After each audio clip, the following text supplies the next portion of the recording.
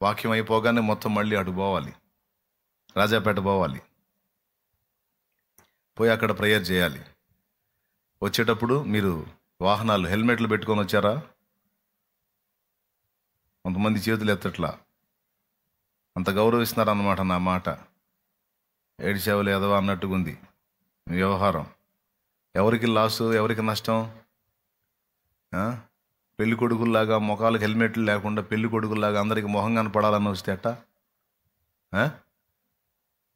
చతురా జోకా? జాగ్రత్త. ఇన్నిసార్లు వార్నింగ్ వస్తున్నప్పుడు అరే దేవుడు ఇంతగా చెప్తున్నాడు దైవజనుడు, మనం జాగ్రత్త పడకపోతే ఎట్లానే బుద్ధి ఉండాలి. పెళ్లి కొడుకులు కాదు మీరు.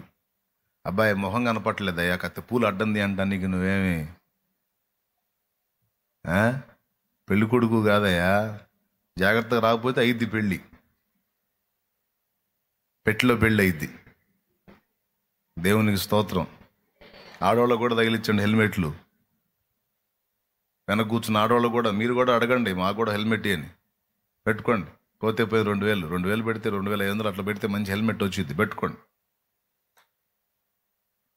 వాళ్ళకేం ఇబ్బంది లేదు. మళ్ళీ ఇంకో పెళ్లి చేసుకుంటారు, మీరు పోతారు. ఎందుకు వచ్చిన గొడవ? అడిగి అరే బాబు నాకు కూడా హెల్మెట్ తీసుకొని రా అని చెప్పి, దేవునికి స్తోత్రం, హల్లెలూయా. మొహమాటం లేదు, పెట్టుకోండి, హెల్మెట్ పెట్టుకోవాలి. ఎందుకంటే నేను చూస్తూ ఉన్నాను దారుణాలు, అందుకని చెప్తున్నాను ఇంత బాధగా. ఇప్పుడు మీరు మళ్ళీ ఆడికి పోయి ఆ రాజాపేటకు పోయి ఆడ ప్రార్థన చేసి మళ్ళీ మీరు ఇళ్ళకి చేరిందాకా మళ్ళీ ఆలోచిస్తూ ఉంటా, నా కోసమైనా చేయొచ్చుగా. అరే అన్న ఆలోచిస్తాడు మా గురించి అని ఆలోచించని అనుకుంటున్నారా మీరు? మరి ఎందుకు పెట్టుకుని రాట్లా? పెళ్లి కొడుకులా మొహం కనపడాలని వస్తున్నారా? చూడు ఎంత సోమరితనమో చూడు. జస్ట్ అక్కడ తగిలించి ఉంటుంది, దాన్ని తీసుకొని ముఖానికి తగిలించుకోవడానికి బరువు. ఏ చిన్న డ్యామేజ్ అయినా ఎవరికి అవమానం? ఫస్ట్ దేవుడికి. వచ్చిన దరిద్రుడల్లా ముందు మాట్లాడేది ఏం తెలుసా?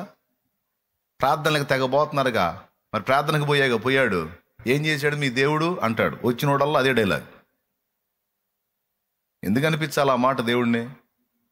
స్వయంకృతాపరాధం కదా మనం నిర్లక్ష్యంగా రావటం. ఇక్కడే కాదు, లైవ్లో ఉన్న వాళ్ళు కూడా చెప్తున్నా, దయచేసి మన జాగ్రత్తలు మనం తీసుకున్నా ఏదన్నా జరగరాంది జరిగితే అది దైవికం. వింటున్నారా? మన జాగ్రత్తలు మనం తీసుకున్నా జరగరాంది జరిగితే అది దైవికం, దైవ చిత్తం.